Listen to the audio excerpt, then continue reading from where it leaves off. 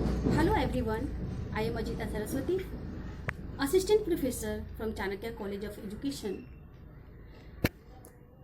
B.Ed second year के physical health and physical education से C11 आपका सब्जेक्ट कोड है, जिससे अभी हम पढ़ेंगे, जिसमें हमारा टॉपिक रहेगा स्वास्थ्य और प्रभावित करने वाले कारक, health and it's factors influencing. स्वास्थ्य को प्रभावित करने वाले कारक। अभी जैसे जिस बीमारी से आजकल हम लोग लड़ रहे हैं, जो दिखाई नहीं दे रहा है, तो इस परिस्थिति में आज के इस दौर में हमें अपने स्वास्थ्य को कैसे देखभाल करना है या फिर स्वास्थ्य होता क्या है, इसकी जानकारी हम इसी पाठ के द्वारा लेंगे। प्रत्येक व्यक्ति का स्वास्थ्य मुख्य रूप से उसकी स्वयं की जिम्मेदारी होती है। प्रत्येक व्यक्ति शारीरिक रूप से स्वस्थ होने की बजाय धनी और सफल होना चाहता है। अधिकतर लोगों की ये मानसिकता होती है और वो कार्य और धन इकट्ठा करना, डिग्रियां हासिल करने में अपने स्वास्थ्य को भूल जाते हैं। स्वास्थ्य को बनाया नहीं जाता, यह रोज इसके लिए सतर्क होना और यह संयोग से भी नहीं बनता। अगर हम स्वास्थ्य के प्रति सचेत नहीं रहेंगे तो न सिर्फ हमारा शरीर, हमारा मस्तिष्क भी, हमारा मन भी, दिमाग भी सुचारू रूप से कार्य नहीं कर सकेगा। पिछले कुछ दशकों से लोग इस बात के प्रति सचेत हुए हैं कि स्वास्थ्य एक प्राथमिक मानवीय अधिकार तथा एक विश्व स्तरीय सामाजिक उद्देश्य है।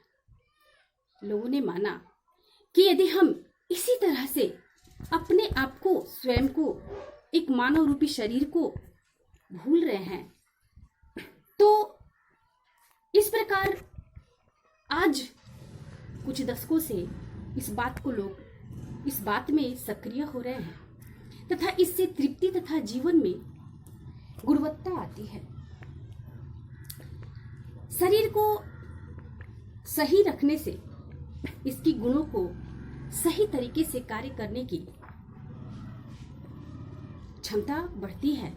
इसलिए सभी लोगों का स्वास्थ्य अच्छा होना अति आवश्यक है। स्वास्थ्य मनुष्य की सबसे अमूल्य संपत्ति है।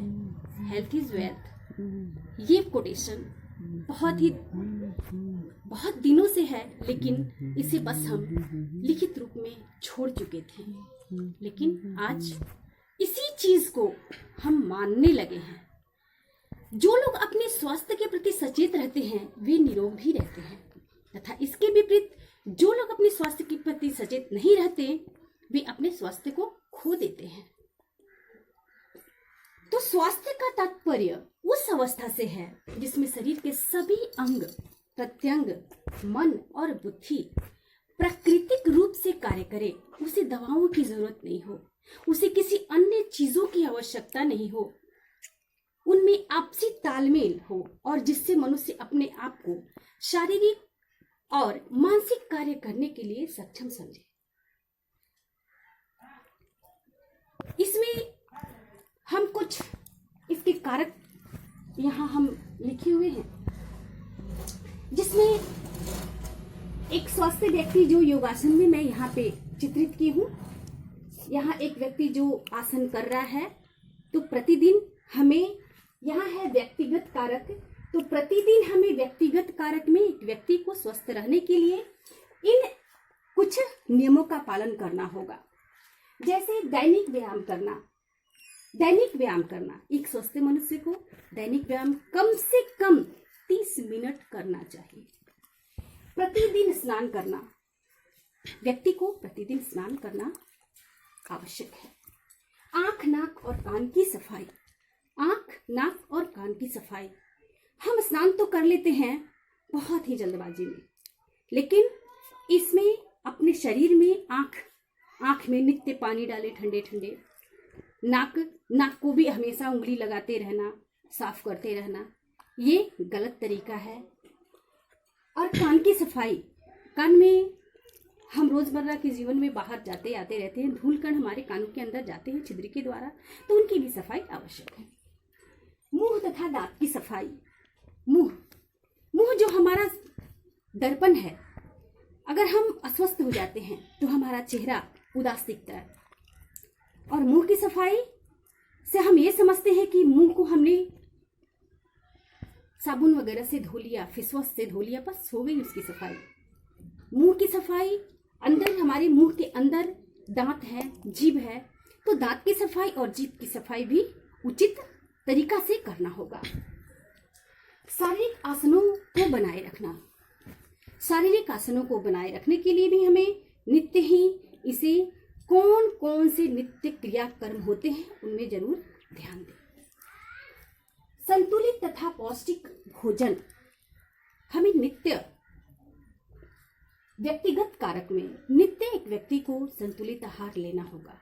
ऐसा नहीं कि एक दिन हमने हॉर्लिक्स या किसी प्रोटीन या किसी मिनरल्स की आवश्यकता जो थी हमने एक दिन ले लिया और फिर इसकी आवश्यकता नहीं है, इसे नित्य ही ले।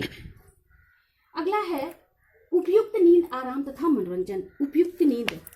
अत्यधिक लोगों से ये शिकायतें आती हैं कि पूरी रात जागते रह गए, उचित नींद नहीं आई उन्हें, मनोरंजन नहीं करते हैं, तो इससे स्वास्थ्य पे प्रभाव पड़ता है। सही व्यायाम। कौन सा व्यायाम कब करें, इसका भी ज्ञान एक व्यक्ति को होना आवश्यक है, तभी वह स्वस्थ रह सकता है। खाली समय का सदुपयोग। खाली समय, जैसे अभी हम घरों में बैठे हुए हैं, सेफ है, अपने आप को घर में रखे हुए हैं, उस समय हम कार्य क्या क्या करें, इसका हमें मेन्यू बनाना होगा और उसके अनुसार हमें अपने खाली, कभी भी आज या कल भी किसी कार्य के करने के बाद अगर हमें खाली समय मिलता है उसका सदुपयोग करें अपने स्वास्थ्य के नजरिए से। अगला है जीवन के प्रति सकारात्मक मानसिक। अपने जीवन को कैसे हम सही दिशा में ले जाएं, ये भी एक व्यक्ति को सोचना होगा। सकारात्मक सोच रखना होगा कि हमारा जो शरीर है, हमारा जो स्वास्थ्य है, उसके लिए क्या उचित और क्या अनुचित है। तो ये रही व्यक्तिगत कारक। दूसरा है अनुवांशिकता या वंशानुक्रम। अनुवांशिकता, माता पिता से ही बालक को अनुवांशिकता में जीन मिलता है। जीन, जिससे एक स्वास्थ्य को प्रभावित करने का यह भी कारक है। वह जीन जो है, अगर माता पिता को डायबिटीज है या उनका जो मंद बुद्धि है, अगर वो एड्स का पेशेंट है, उच्च रक्तचाप है, तो ये चीज जो है एक माता पिता से उस बालक में आ जाता है। इसके लिए ये कारक है उसके स्वास्थ्य को प्रभावित करने का। तीसरा है वातावरण। वातावरण, बच्चा गर्भधारण के पश्चात से ही वातावरण से प्रभावित होने लगता है। यह एक सच्चाई है कि इस संसार में बच्चे के शारीरिक, मानसिक तथा सामाजिक ये सारे जो पक्ष हैं, वो वातावरण पूरी तरह से वो बच्चा प्रभावित होता है। जिसमें वातावरण में दो तरह के वातावरण उसके लिए अनुकूल हो जाते हैं, एक आंतरिक और दूसरा बाहरी। तो आंतरिक वातावरण में क्या है? आंतरिक वातावरण में है शरीर का तापमान, प्रणालियों के कार्य, उत्सर्जन प्रक्रिया, रक्त, स्वास्थ्य, रोग प्रतिरोधक क्षमता आदि शामिल हैं। ये हमारे शरीर के अंदर के वातावरण है। बाहरी वातावरण जो हम अपने शरीर से बाहर महसूस करते हैं, वो वातावरण इसके अंतर्गत है कि हमें